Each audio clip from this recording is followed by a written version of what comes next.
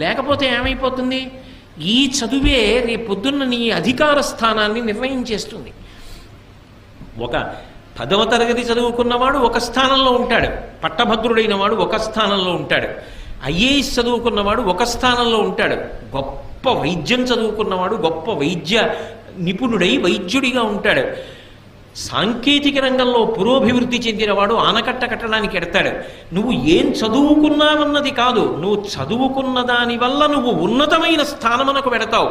ఉన్నతమైన స్థానములో ఉన్నవాడు ఉన్నతంగా నిలబడి సమాజపు విలువలను నిలబెట్టగలిగిన వాడు అయి ఉండాలి. ఆ స్థానమే ఎలకలా కన్నాలు పెట్టడానికి పనికొస్తే ఇక నీ వలన సమాజమునకు విలువ ఏం కలుగుతుంది? అప్పుడు భద్రం పోలా.